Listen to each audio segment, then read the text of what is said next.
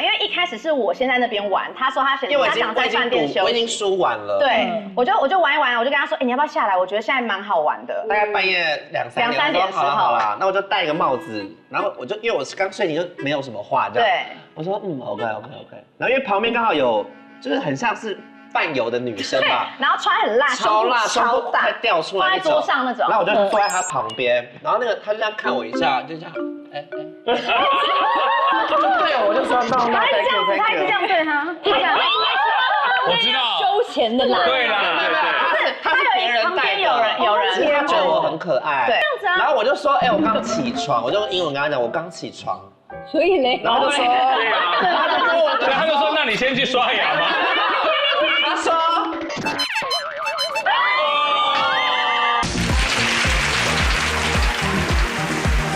我们在节目里面讲过家庭旅游，就是可以跟亲子一起互动的旅游行程，也有聊过情侣或是单人的旅游，我们都聊过。但是我们比较少聊到的是闺蜜的旅游。闺蜜旅游不一样哦，因为既然没有家人，没有另一半的存在，这个行程可能特别的神奇。我觉得闺蜜旅游应该是最爽的旅游，对。但是有时候闺蜜旅游也要找对人，有一个人如果他很爱赶行程，那也会很累。那就不会找这种，她就不会成为你的闺蜜啊。搞不好他平处相处得宜，但平处相处得宜。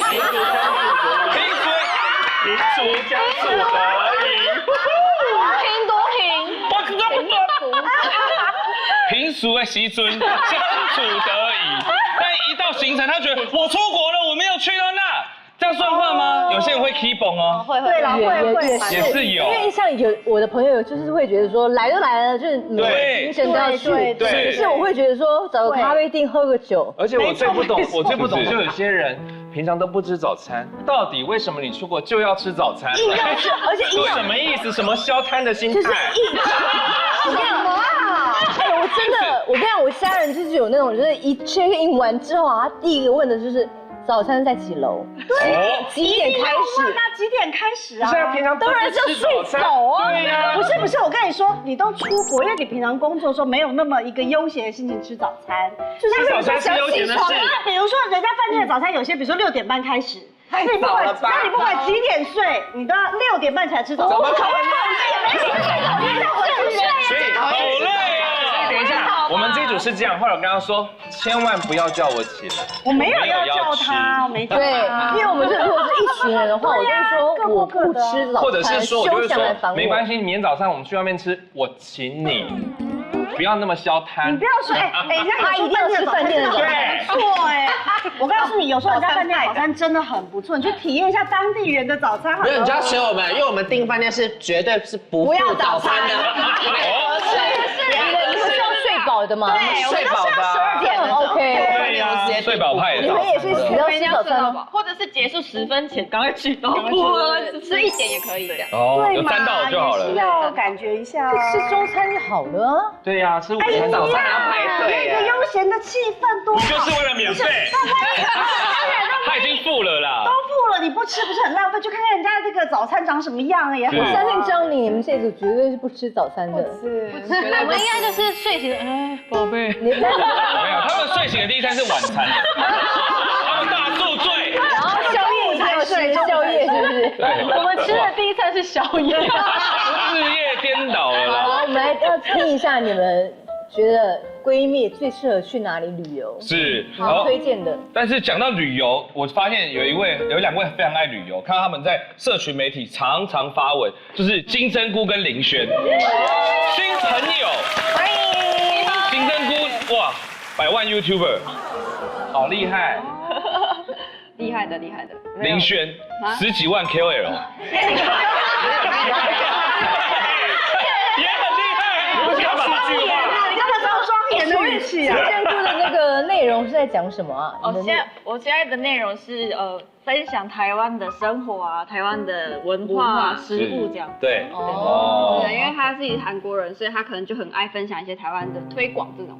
哦，那林轩呢？我就是比较针对也是跟旅游，然后或是穿搭类型有关系的。哎呦，刚刚我秀到你耶！不是我，等一下。所以我刚刚是1秒发现我是老人，我不知道他们是谁。哦，没关系，但是明川老师就是最新的那个一个墨镜有跟 Jenny 联名，然后还有独角兽，有个独角兽，对，台湾没有几个人拿到，但你知道那个穿黄色衣服他有拿到那个。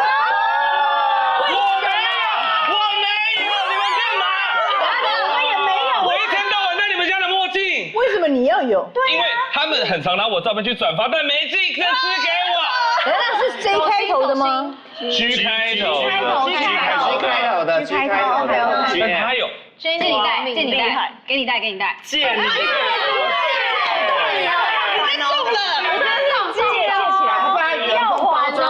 拍嘛，可是想问，到底为什么啊？因为你毕竟现在知名度也蛮高的。对呀，你流量很好。好悲伤哦，聊。可是他们觉得我跟那个独角兽不配，我 OK 啦。可能他是要否女生吧？对，也有。你是不是很破处？破处。是不是很破格？是我。我没有拿到，这边都是你害的。还是你专门在帮别人破处？不要乱讲，老师。破防了啦！你什么时候破防了？我破大防了 ，PDF。我有在Trade上面看大家发文。你太时髦哦！记不住，我只要破处的。而且你要说很那个触烂吧？不是，你要说触烂跟破防。不是，你要这个情况应该是很破防，因为很走心。走心了，对，我破防了。你破防吗？我破防了。这怎么办呢？你要跟他们呼吁一下吗？我还是会继续带，但如果你们下次有多的，不一定要独角兽，草泥马我收。我都要收。哎，我有没有收到整组的？你说包含那一只独角兽？就是他送了一个盒子，然后打开里面就是6只。哦，满的，对。然后我说这是厂商给你的吗？对。他说呀。我说那为什么我没有？对。然后我的心情我也很破格。破防。我也很破防。就是你明明才是我比我女儿红那么多哎。就说一整盒是你女儿。他们是老娘生出来的耶。为什么他有整盒我没有？我懂你的心情。你懂。好破防。不要再破处了。怎么那么难戏了？哎呦，破防了，破防了。好了，言归正传，聊旅游，快。好啦好啦。所以你们是去了哪里？觉得很？我们去了好多地方，但是我们今天要跟大家分享，是因为我们虽然平常都嘻嘻哈哈，但我们底子都是文青。我坚持，可能你们不认同，你们可以不认同，但我们坚持我们是文青。我们是文青。好，请问你们文青的定义是什么？第一就是我出去玩，第一我不逛街了，现在啊，我早就不逛街了。那你去那一些不就是有钱就可以买的东西，有什么好特别逛？膝盖已经走不动了。就是要看下盘的鞋子蹲下会。所以今天我要大介绍一个灵活小白店，欢迎他。欢迎小宝宝。所以它是一个好的游伴吗？它是一个，因为它其实它对于吃跟住它都有。我觉得它像是仔细，它是很仔细的，所以等于你要睡得好，吃的好。对，当然啦，而且要走路。机票的位置我们那次去伦敦是因为他是第一次去，对我第一次，我是第2次去，都还有那种新鲜感，就是那种有新鲜感的时候去这个地方，我们的交情还可以沉溺在这个新鲜感里面。而且我们是后来太常去的地方，我就尽量不找他，因为我会现出我原形。所以你们两个出去就不会吵架的吗？不会吵架，不会吵架。可是你就是只要吃早餐就会就是不要管他。不是我吃我的，我又不会烦他。我说你想睡到几点？但我们那次去伦敦有差点发生命案，来了，真的吓死我了！其实那一次我吓歪了。就是我们那时候，因为我们中间有转点住不同的饭店，我们后来在转点要去第2个饭店的时候，然后我们准备要过马路。然后过马路的时候，不就是红绿灯停，我们就往前走吗？我们往前走的时候，那你们也知道何嘉文就是个儿比较娇小，腿比较短，所以他就走得很慢。然后我就在前面已经走，回头看他，他说怎么还那么慢，还不赶快过来？因为我们就过了马路就要去饭店。结果突然有一台车，不知道是酒后驾车还是怎么样，他是闯红灯就对，他是这样飞出来冲出来，速度很快的那种，很快。然后我们两个人，你想象那个画面，我们两个人虽然我本来在前面，但因为他走得很慢，所以我是不是停下来等他？他就是往前追上，慢慢就我们两个就拉着行李追上。然后车子要来的时候，因为那时候我还没有意识到车子来，他是这样子哦，你站起来。我们给大家示范。他是这样子哦，我就这样子，接着我就这样停下来听歌，看他，他突然把我你太危险，你也好了，你来，怎么样？来，就这样子听歌之后，把我这样子推走，哎呦，啊，他救你一命吗？对，然后我那时候还一开始很生气，因为我就是这样子被推走，想说干嘛？行李又啪啪啪这样子，而且我那时候你也太远了吧，他推的刚刚好，你连过信都拿不到的人，你凭什么说？我其实一开始是我吓到是他推我，就是怎么会？你还不知道有车？我那时候还不知道，是听到因为滴叭叭叭，好像意会过来，有点反，就回过神来。危险。然后他就是马上跑过来跟我说：“你刚才被撞死。”我说：“有这么抓吗？”因为如果你那个速度的话，被撞，就算不死，可能腿也废了吧？一定会受伤的，因为你知道我们都拖了那个行李，然后你知道拖了行李不好走嘛，对，所以其实一方面是我本来就走的比较慢，然后行李重，然后我也看路人嘛，来这里很因为我都心急，不看的，然后他就嘀咕嘀咕走，我真的是看那个车过来，我跟你说，我推他这件事是一个下意识，你完全没有时间反应，你只有觉得说要撞到，然后把他推走这样，然后我就看着行李先倒，然后他人整个就是往那边跑过去这样，然后你就那个车也没有停下来吗？你就听到那车停下来。就是好像一副在演警匪枪战片，对，然后大家都吓傻了，就整个那斑马线大家都吓傻了这样。我真的吓歪那一次。开车的人下来，他下来，他就是一副看，我认为啦哈，他就是下来看两个亚洲人没事他就走了。对，帅不帅那个人？忘记了，我吓死。都要撞到人了，还管帅不帅？因为我想他应该会 care 吧。你这么一说，好像是个老帅哥哦。对，被撞一下应该。好像是开那种跑车类的。对，我记得啦。如果被撞的话，可以延伸一段恋情。你说另外异国恋情吗？但我喜欢年轻的。不是，你是说他如果被撞的时候，我还硬拉那个人说你不准走，你不准走，你要对我朋友负责。对，我就这样子说你要负责。那么疯，就听起来伦敦是一个想对啊，没有担心，我们那次去，因为经历蛮多有趣的，就是包括这个是一个惊魂未定的，因为这是我刚刚突然想到的故事。然后当然在伦敦的，像我们之间就是我们是属于那种路线，就是我们不会特别先排行程，不会哦。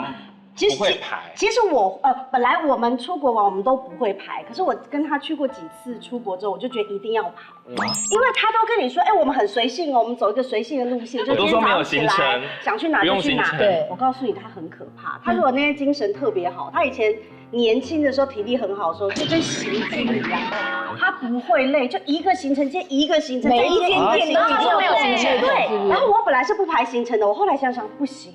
因为你不排行程，他就会觉得有大把的时间，他会排满满。所以我后来就懂了，我一定会排好行程表给他。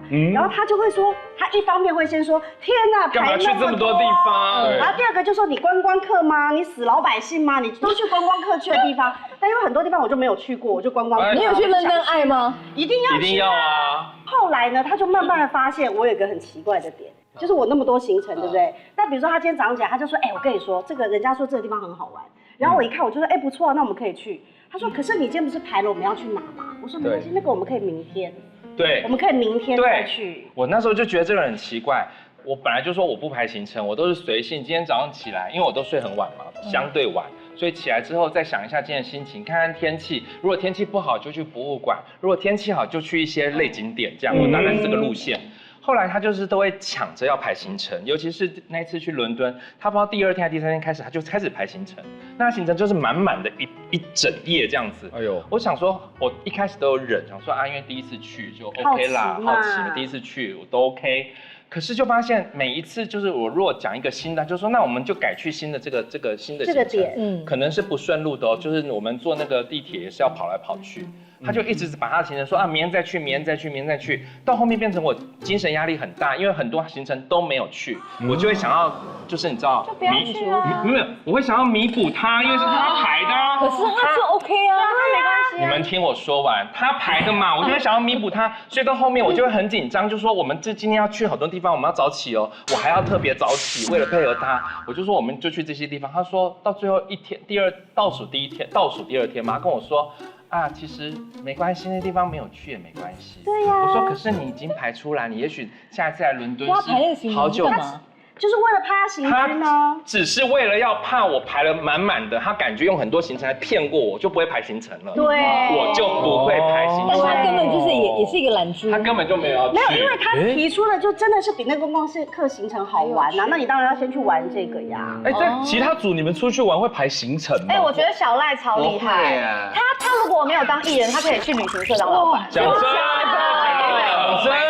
他细到一个不行，他疯到不行，因为我们其实出国是我们两个从来没有一起出国过嘛，然后其实是一个巧合，算是一个契机吧。他就突然问我说：“你想去美国吗？”我说：“我没去过。”美国随便找一个人去，他就问我，突然问我，不是因为我那时候去，是因为大家都说我的脸在美国会很香。有吗？你去美国是为了艳遇是不是？对，然后想说怎么可能，我要试试看，然后我就想要约我的朋友，然后没有人可以去美国，因为美国其实花费蛮高的。对。然后后来问了一圈，凯西特说，我好像可以耶。我说好啊，走啊走啊。结果他当天早上10点就传了，就是我跟他讲完说可以去美国的，隔天早上10点，他就早上传的超长一句说，行程我排完了，机票订好了，门票都买好了，饭店也订好了。因为我刚才门票你说什么门票？没有任何行程要求吗？他说都可以，都照你。所以我从因为我们去 Vegas 又去 LA 嘛，就2个地方，然后还有要坐飞机转机什么的，我就一天全部买好。我说你钱会给我这些都好了。他把所有什么博物馆啊、羚羊谷的那种 one day tour 啊，餐厅订好，全部订好。我连车子、租车全部订好。现在你都是自己查的吗？我自己查，然后我路线然后那种很难订的餐厅你也订到了吗？订到了。你为了艳遇，你要做多少前置的功夫？不是因为但我跟嘉文姐一样是，如果你不照我行程走 ，OK。就是如果我们今天不去，然后这个行程排起来没关系，我 OK，我 OK。因为有几天有下雨，他还有雨备。对，我有雨备。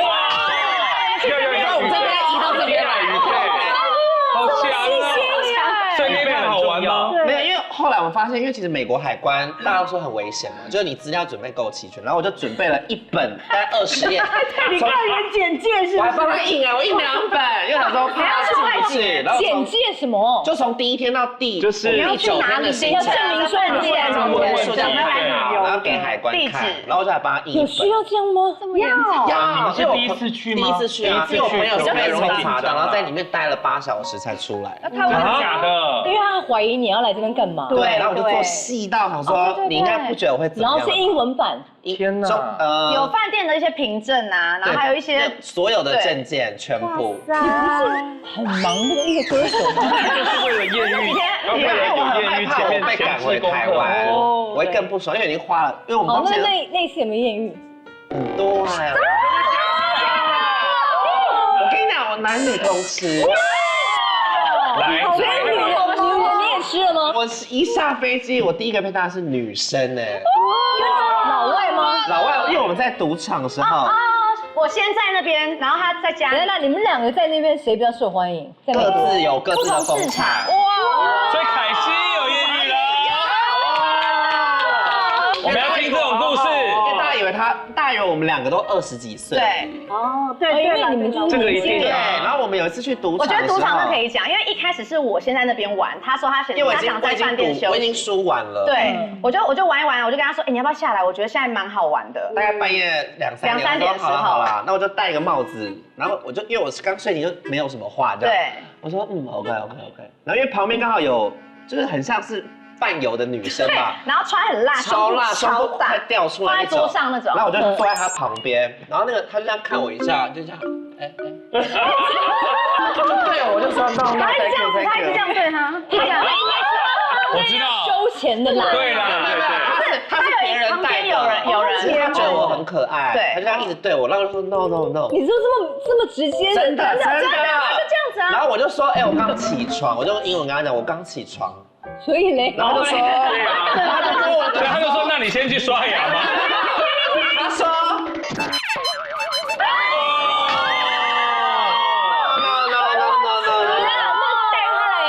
男生吧，男生也没有怎么样吗？没有啊，没有，他讲很小声，他讲很小声，他讲。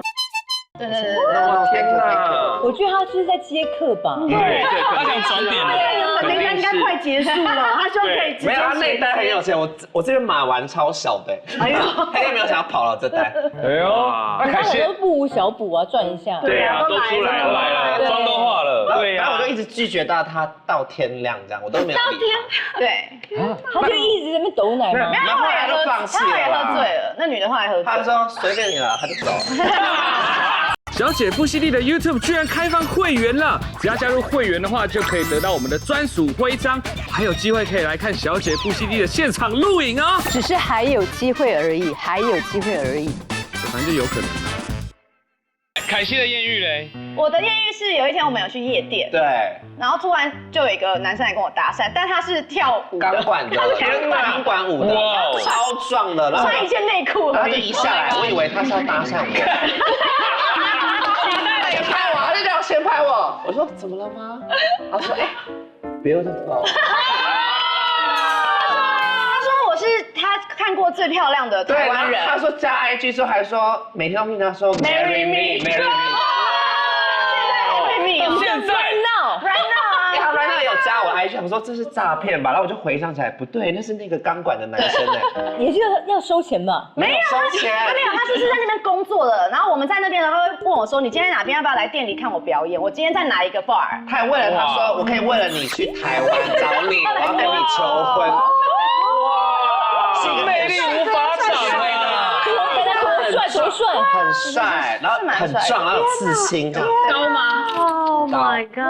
他就在钢板上面这样动来动去。然后我就说凯西，你赶快去，赶快去。凯西为什么拒绝呢？我不敢，那很可怕，他很保守，不他很行哎。保守。而且我在美国的时候，他就会不时的传一些现实动态，然后就会，比如他就穿那种就是裸上身，然后就自拍这样子，我觉得超可怕的。所以那一次在美国洛杉矶之旅是很好玩的。我觉得很好玩。重点是我觉得他也是很随性的人，我们完全不会有什么行程问题。所以我排了，但他不照了走，我也不会，对，哎呦，我也没有一定要去哪里，因为他其实重点根本不是行程，而是他想要艳遇。对呀，我们还订不同房间哦，我们睡分开的，因为他想要有艳遇，结果呢，我们每天都因为时差，他想要把人带回房间。对，不同房。因为美国时差真的很难调。对，我们去美国一定便秘，你会不会？好像他有便秘，他有，因为我每天就是大概8、9点，我觉得欧美都会。我们回去躺一下，因为真的太累。我们想说回去8点躺到10点就打电话给对方，然后可能就出发这样子，每天起床都1点，夜店都关了。美国夜店2点就关了。我说凯西，我们要失败了。我们最后3天才调回来。我说凯西，拜托你陪我去，然后他最后一天不陪我去夜店。他想给你机会。我跟你讲，美国真的很危险，因为我老公那时候是跟我去美国约会，然后他想要带我，因为他在那边长大的，他想要在那边炫耀说他知道多少餐厅，然后每一个餐厅都很高级。可是每次我就是在那边喝红酒，然后想要跟他聊天的时候，就发现他已经这样。真的会过台湾时间吗？因为我老公就是那种时差会很明确的人，可是因为我是可以硬撑，我也是硬撑。我要讲一个，因为他行程排很满，所以我们一到那边就先去 Vegas。他马上晚上要排了一个那个太阳马戏团秀，我们也是。结果我想说，我超想睡，我真的超想睡。可是我想说，这么有气质的地方，我睡，我觉得我们坐第3排，我们坐超前面，我想说我不能睡，我觉得很丢脸，所以我就一直这样子，就是这样硬撑。结果我后来发现他超夸张，他整个这样子。没有，因为我们看了一个水上芭蕾的秀 I know， 然后音乐太漂亮了，音乐太美，这已经不是什么音乐的问题。我跟你讲，我老公带我去看太阳马戏团，然后买第1排的，然后还会那个人都还会过来跟你这样互动，然后我就会想说哇好棒，然后看他已经这样。最熟的人互动，这个时差这件事真的是说来就来，因为何嘉文时差一来的时候，他都挡不住。哦，他还会在地铁上哦，本来是这样跟你讲话，讲一讲，就想睡了。我被催我就要这样子扶着他，因为他会一直跑到别人身上。一直睡。嗨，一个是伦敦、洛杉矶，你们呢？我们是去巴黎跟瑞士，哎呦，同一次，就先去巴黎，然后再搭火车去瑞士这样。哎呦，有什么地方好玩的？有时差吗？有，他每一天都不会睡在床上的，每一天。他去哪里？酒吧吗？没有，他在沙发上。我可能就这样坐着，然后你就看到隔天早上他就拍一张我这样子睡觉这样。这么累？所以每天都是我自己在床上自己睡，蛮爽的。但是我会担心他都很不方便。落枕，对，落枕。对。你是说他连走到床上睡的力？力气都没了。这么累这是一个瞬间吗？你房子有多大？你走不上去吗？而且这个房间是一天大概1.5万，这么贵？对，3万块，3万块。哇！因为那个地方可以直接你这是喝醉还是时差？这是时差，时差跟。我一样严重哎。哇！就手上拿着手机，又睡？发生啊！对，就睡着了。就发到一半了，真的，睡起来面膜干到爆炸，直接粘在脸上。因为我们每天都要看一下，说，隔天要拍什么样的短影音，就是觉得社群要多发一点短影音，所以就会一直在看，然后看一下就看到睡着这样。可是像刚刚那个有跳舞的那个影片是谁啊？这里是一个法国南法的地方，是在路上吗？对，他们就是有很多广场，然后很多人会跳舞。那如果你很漂亮的话，他就会拉进去一起跳舞。他就是很常会拉进去的。哦，真的？会拉吗？我就是在旁边顾包包，然后他在旁边说安对，所以他也冒出来。啊，对。就是太近的时候，我会有点紧张，吃我这样不行，这样不行吧？可以啊，是哪里啊？可以，很好玩呢。小朋友这法文会是南法，所以金针菇都没有被拉哦。我就是有一点保守，我会觉得有点太，所以有人靠近你，你会这样不用？害羞。哎，这个有点，这真的很纠缠呢。纠缠，对我他请我。哎，换你。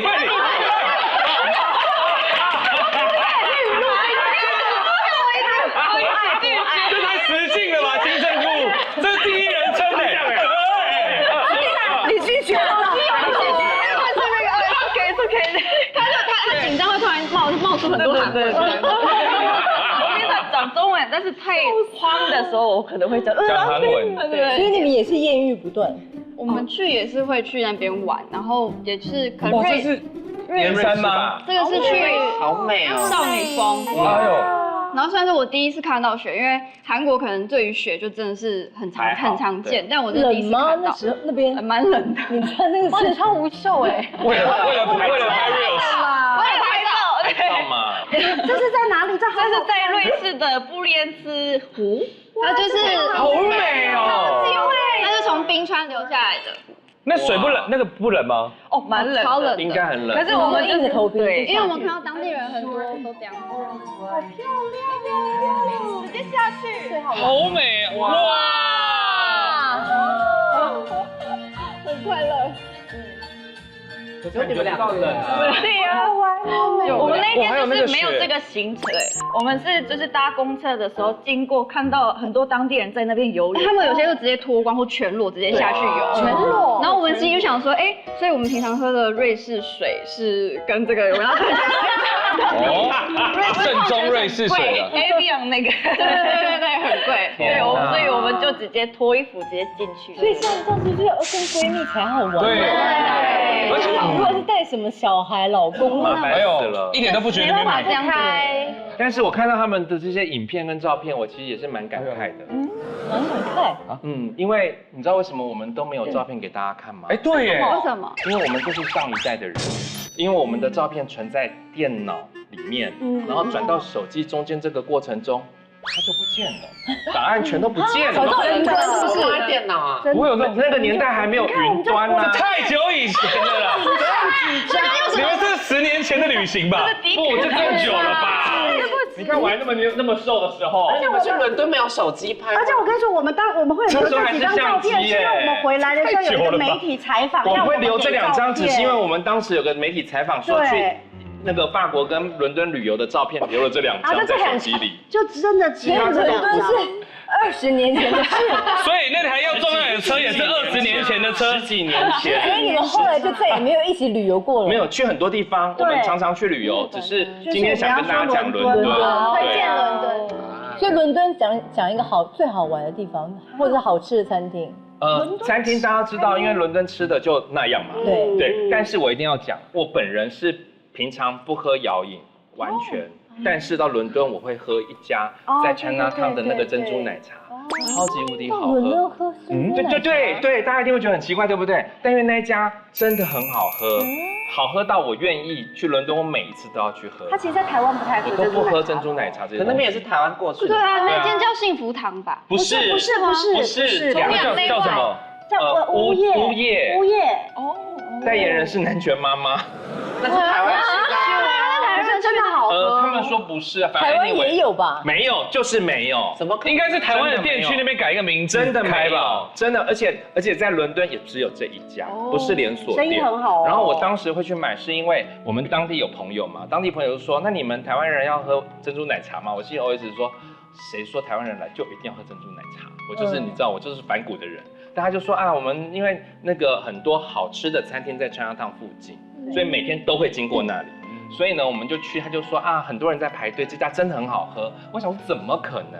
然后我们就喝第一次，我觉得超好喝。之后面的几天没有跟那个我的当地朋友的时候，我就跟他说，我今天想要买珍珠奶茶喝，我们就去。他说好啊，陪你去。我今天看你想喝，我就跟你一起去。过了20年，那家店还在吗？还在，因为我前几年去还在，我屹立不摇。我疫情前的那一年去伦敦上花艺课的时候，我还有再去买，还是很受欢迎吗？受欢迎，还是只有一间吗？还是南拳妈妈吗？不是了，换北腿爸爸了吧？没有，但我刚刚讲这个故事，其实还有另外一个重点，就是你们可能都没有发现，因为你们平常跟何嘉文不会有私底下的相处，你们都是在工作上遇到他。她其实就是一个假配合女王，她什么都没有，好啊，到现场她都不会做，或者是到现场反悔。我突然想到有一件事把她惹毛，也是在英国，因为呢，就是因为没有什么特别好吃的嘛，然后有一天她就看到一个饼干店，那个叫 Ben's Cookies， 对不对？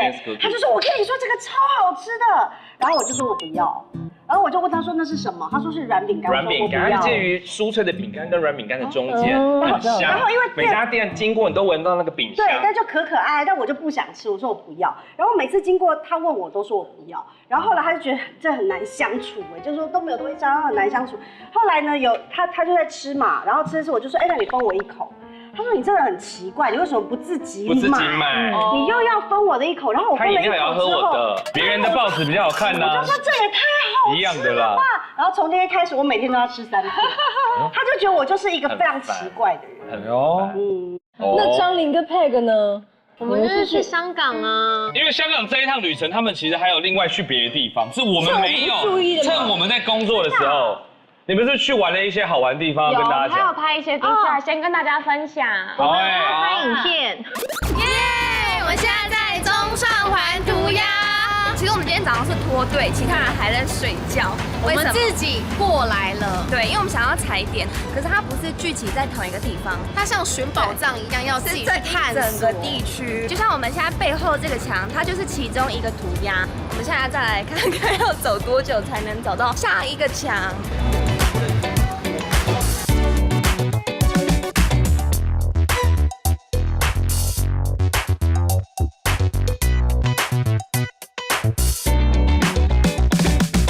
前面有玛丽莲梦露啊！我知道这个，终于看到，大的，看得到吗 ？Marilyn Monroe 跟 Audrey Hepburn。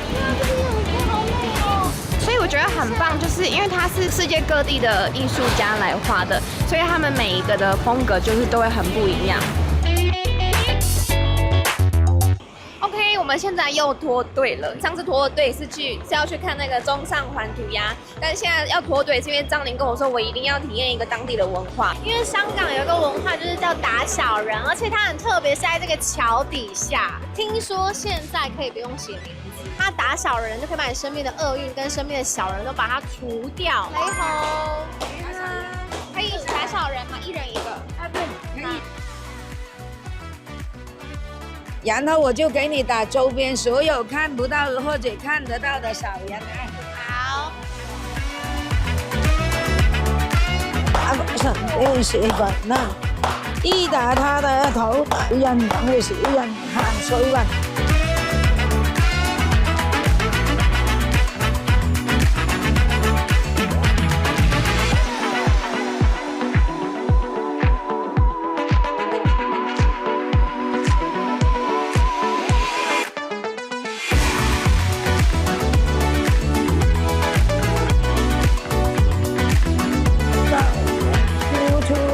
貴人自高財神，桃花盛開盛杯上杯，祝你好運耶！謝謝。哎，配的，所以你是被那个火这样弄头发才变黑的吗？对啊。超坏心。而且刘海也不见。哎，打小人这个那个东西只否，就是说你以后不会遇到小人，是不是？就是让你当下可以比较舒服一点。那一阵子吧，厄运啊等等。可是因为我觉得很安心，是因为在那个铜锣湾的那个鹅颈桥下面是有好多摊，所以所有人都在打。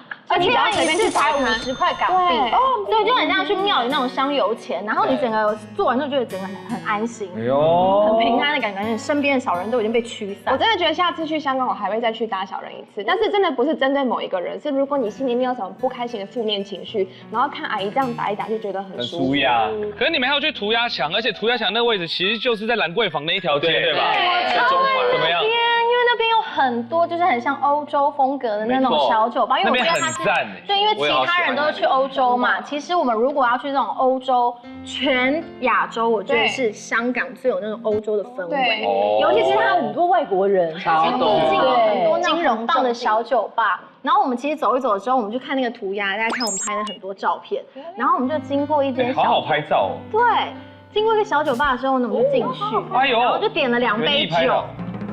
然后点了两杯酒，我就跟他说：“哎 ，Peg， 这个是不是你的菜？因为它里面那个吧台还蛮……不是，我真的觉得他真的很帅吗？是帅的，他觉得帅。后来我们就是隔天跟刘俊谦就在那个就是在那个就在那个酒吧。想到阿谦，你又娇羞起来了，对，念念不忘吗？你有没有看他的眼神有多疯癫？他整个这样，而且我第一次看到 S 姐害羞，你居然闪避他的那个，他眼睛实在是他就是深入你的灵魂内，看穿了。我觉得香港真的很适合闺蜜，因为那个中上环涂鸦，你刚刚看那些照片那边，它真的是我真的觉得香港是像你刚刚讲很国际化，因为你随便在路上就可以看到很多世界各地的艺术家的画。涂鸦，对，然后而且不只是路上，连那些小巷啊，或是那些小角落都有一些小涂鸦。你们不会还趁着我们不在的时候有偷吃什么好吃的东西吧？有，而且我们还要带回来给你们，我们可能是分享的，值得分享，要分享给你们。哇，硬 Q 哎，这个。香港还有个最棒的地方，就是它真的有很多很好吃的伴手礼。哦，没错，没错。你不要跟我讲你的伴手礼是这个吗？因为这个新级别的呢，它喝起来不会那么甜，因为有时候我们去香港会喝到一些什么鸳鸯奶茶，对，港式奶茶很甜，但这个不会，因为它有分鸳鸯跟奶茶，大家可以喝喝看。这个是奶茶，它喝起来，对，它茶味比较浓厚一点，对，就是两个很经典的口味，超甜，超甜，对，蛮甜的，因为有时候我们去香港餐厅点那个奶茶就会下，但这个不会，因为它茶味很重。而且想念香港的时候就可以泡一杯来喝。可以哦。所以你们还想要再去香港一次？我们可以随时去。对啊，而且还有另外一个很好吃的东西是那个陈奕在的原理杏仁杏仁呢，放给大家吃。哎呦，它这个真的很好吃，因为它里面有一整颗的杏仁，而且最重要是它没有那个油耗味，因为很多这种饼类或酥类会有油耗味，但这个是没有，真的相当好吃。大家可以吃看。因为它其实是很适合老人跟长辈吃。刚刚名字好谢谢。我刚刚还没讲完那一口，正好嘴巴放进去，老人是也适合。而且最主要超准的，我没这样讲，真的是老人跟长辈。看到你才补那一句的。他在讲的时候，所有的眼神不自觉。所以真的杏仁在里面呢。长辈真的是可以吗？会噎到吗？长辈，牙口可以，它虽然外壳很绵密，但你咬下去之后，它就是绵密的。我会给牙齿做而且我最惊讶的是，他刚刚说里面有杏仁，我想说什么骗人的东西？怎么可能里面有完整的杏仁？里面有完整的2颗哎！现在还可以。所以长辈是可以，长辈也会喜欢的，而且没有那么甜，因为喜长辈比较怕太甜的对少冰卷，这个茶跟这个都没有太甜。还有我们的虾子面，哇，那是什么？港寿桃牌的虾子面，大家有听说过吗？这没有煮给我吃哦。它是泡面吗？对，其实它最厉害是它是非油炸的。这个很厉害的是它是虾子肉融在面里面，认真哎，真的，所以它吃起来就是又鲜又香。然后因为有时候我们就真的很懒得煮，你就把它当泡面煮就好了，就是水这样煮开，然后加酱下去就超好吃。所以这没有要送大家。有了，后面有一箱，有啦但是更重要，你们要先听完，就是这个面煮起来很简单以外呢，你还可以加个口味，就是这个辣椒酱。这很港啊。对，而且香港有一个那个都市传说，就是如果你进了那个面店，在桌上有看到这2瓶辣椒酱，代表那一家对于君意的辣椒酱，于君意的辣椒酱，对，代表那一间店的食物品质绝对不差。但我也不知道，我只知道说它是非常天然的，没有添加任何防腐剂，所以带回来也可以配萝卜糕啊，跟肉粽都很搭。哎呦，这个酱很棒哎。但是除了这个，必须讲完。刚刚那个中上环涂鸦真的很像我们在都市里面寻宝。但除了这个以外，香港还有一个更适合闺蜜去的地方，就是青朗。我发现对，香港很常办一些户外的那种装置的那种艺术展览，还有那些灯展。所以对，而且你知道我们也去过其他青朗，就是付门票啊，然后去拍照。但是这个是户外的，所以它很宽度很大，然后有很棒的灯，其实免费就很好，适合闺蜜去打卡。对，所以我们真的很推荐香港的所有伴手礼啊，跟拍照的景点。香港东西真的好吃，对，又时尚，又很要超级国际化。对，而且我们去很多的那个摊贩或店铺啊，他们人都很 nice， 而且连你在那边都有艳遇，你还记不记得？我们在茶餐厅那个男老板爱上他，你还在看我们节目吗？把它破处了吗？哎，那是什么歌啊？什么歌啊？彪哥，投粉吗？我们就玩游戏，然后惩罚，然后输了之后他就要跟彪哥互动，然后就要抱啊什么的，然后最后彪哥爱上他。天哪！你有后来有加了他的 IG 吗？有吗？没加？不是，因为他那个时候说他们的 IG 没有开通啊，但是我的 IG 很好找啊，微信，他一定会找得到我的，对，他会为你飞过来的。如果彪哥过来找在台湾找你，求爱，你接受吗？你愿意吗？哦，那真的很破处，不是那个破防啦，要讲出其实你要破例，我不要破例，我不要，哎呦，我觉得每次跟闺蜜出去玩啊，有时候那个感情反而是加深的，因为你会经历过很多那种你一辈子如果都只在同一个地方不会遇到的事，很多可怕的事情，围救了我一命，对不对？然后跳进冰水里面游泳啊，对啊，一起艳遇，对，然后一起那个互相灌醉，对，互相灌醉。所以闺蜜我觉得是最好的旅游伴侣，没错。可是也有很多人去了，然后就吵架，金针菇，你有这种朋友吗？很多吧。讲一个，你们讲一个。我们没有吵架，但是他因为就是他一直想要吃泡菜，他都要吃泡菜。他韩国人啊，所以他只要我哪有啊？对。所以他就是没有吃到泡菜，他就心情就会整个脸就会臭起来。所以后面几天我就要我会陪他吃那个韩式餐厅，然后他一定要生菜包肉，然后吃了就好开心这样子。就我跟他唯一不合的地方就是饮食。那他从早上开始真的可以每天天使瑞士了吗？还在带辛拉面。所以你知道世界各地你都一定要吃韩国菜，没有吃韩国菜或者是台湾菜的，我会觉得就是很没有吃饱的感觉。他一定要吃亚洲，对，我要吃都已经飞出去了。对啊，小赖，你去美国有吃当地的东西吗？我是一个大热狗啊！我有看到。哪里的热狗？来了，可以播的啦。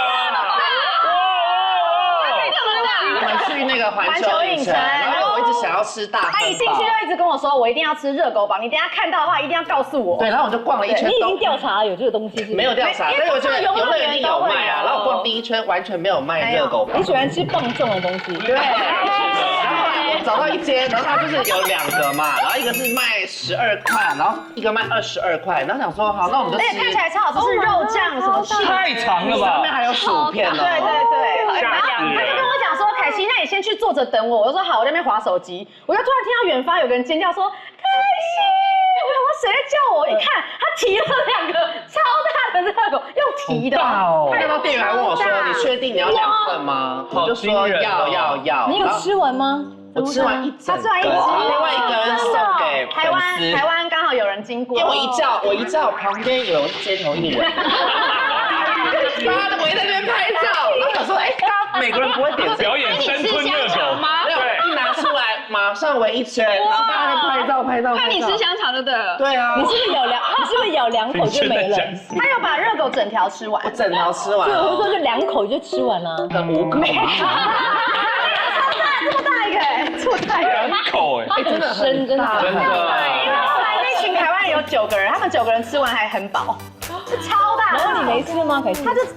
他的嘴巴根本塞不，我塞不了，那好大，他连张开他也进不去，可能真的。所以我就把这影片上传，然后结果有快400万个人看，真的，很多人。对啊，然后很吓到，很大。好啦，你的 reels 的定向就是这个了啦。对啊，世界各地挑战各种大热狗，对，看最粗可以吃到多粗。哪边还有最粗的，欢迎在下面留言。我一个一个去挑战，粗的都来。好啦，谢谢你们的分享。